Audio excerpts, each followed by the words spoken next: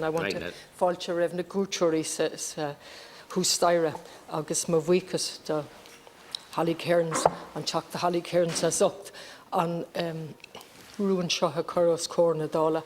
I just want to thank and welcome the people in the gallery and to say your work on the ground is recognised and it's not wasted. There are more and more voices on your side in the Dáil. I know it's slow, but you are making progress. And this motion is quite a basic motion.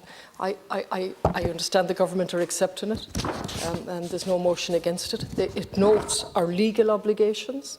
It acknowledges what has been done so far in terms of the reports, the capacity review and the cost of disability in Ireland. And it asks for specific things, and they're very, very basic. 4, introduce a cost of disability payment, which I'll come back to at least €20 per week. Increase the disability allowance, publish an action plan. Can you imagine something as basic as requiring the government to publish an action plan pursuant to the disability capacity review, publish an action plan to implement the cost of disability and honour the programme for government to make the results of the cost of disability report part of government policy.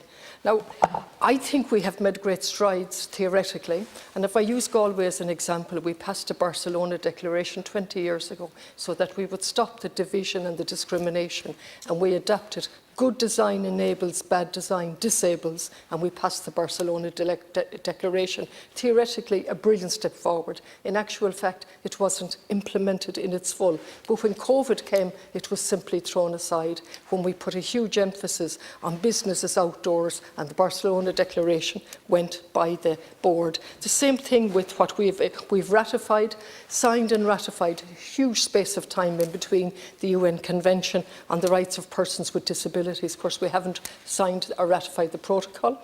And of course, the language there is wonderful. But we're still going on the basis of piecemeal and charity, as opposed to making that language an actual reality. And so if we take the practical example of the Barcelona Declaration, if we really had embraced that, then that would have been uppermost when the government encouraged businesses to move out into public space. And that's just a practical example. Now, the Indicon report it was published very recently in December, but there's a whole background as has been set out. And I know that Deputy Murphy has mentioned a report from '96. The one I had was 2004, and it was Indicon again for the National Disability Authority, and they were given the estimated cost of 143. In 2015, we had the Cullinan and Lyons on using the data from the Survey Income and Living, and they found the average additional weekly cost of 207. And then we have the Indicon report. And I'm going to run out of time, but what they do say is that there is no single cost of disability due to a wide range in the severity of disability and so on.